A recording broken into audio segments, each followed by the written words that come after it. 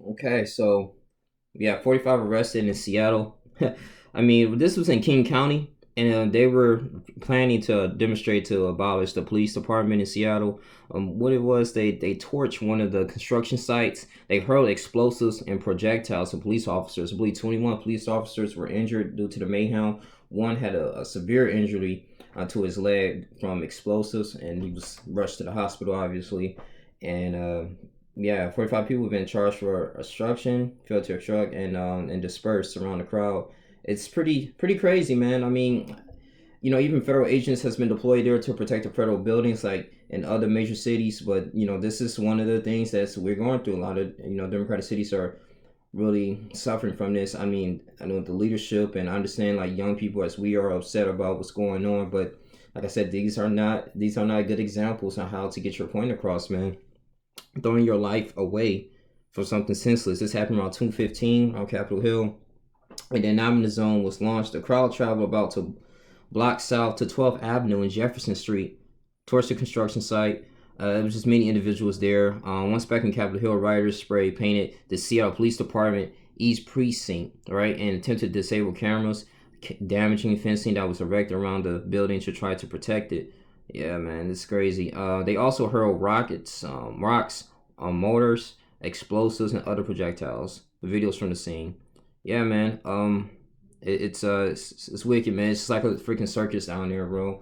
Like this is things that I don't simply condone here because it's just making us looking like the people who really want change and who are like just demonstrating for a positive cause. They're getting overlooked because now as human beings we're naturally going towards the negative. But I'm just saying like this, man. I made videos about this plenty of times. Stuff that going on in Portland, Oregon. It's not getting any better. The mayor Tech Wheeler got tear gas, but it's crazy. They even had OC spray, man, to really disperse the crowd. That was the police. They didn't have tear gas. They had like blast balls and different things like that, man, to go in here to get the crowd away. But it's just gonna make matters worse, man, as we go in here into maybe a potential martial law. But at the same time, man, I'm looking at in the future because right now we're not having a vaccine until like maybe 2 or 3 years, and then they're gonna pretty sure mandate people to take these vaccines in order to go to school, to buy things, sell things. So this is a new world that we're gonna be into,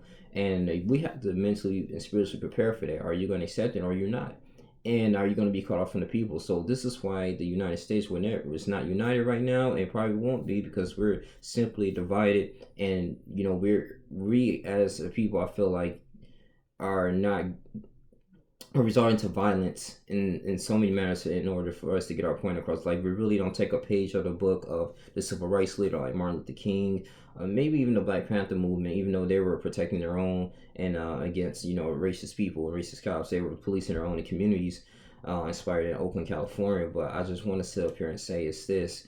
This is not a good way to do things, man. Going downtown and destroying certain things, man. I mean, courthouses, people need that. I mean, this is actually the natural resources for a city to go ahead and be upheld.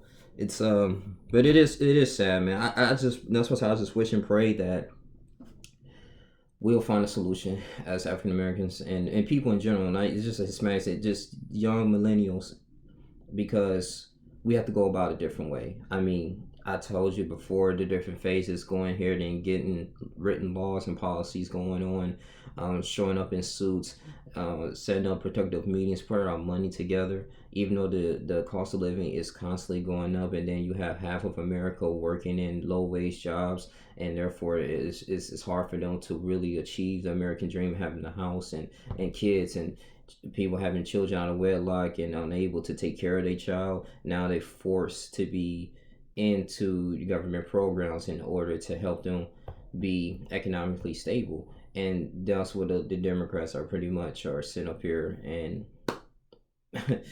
and just relating to them, to the people, so to the point that they can be a slave to them. But once they showing like just a lack of leadership and how to get in their city on control, it's bad. It's just a lack of accountability that's going on right here. But I mean, they just the only way to really put some order in. I understand you can't just have people just destroying buildings. You gotta have some type of protection, but it's a vicious war. It's a vicious cycle that's going on. So we going about this physically, but not mentally and spiritually, and that's our biggest issue.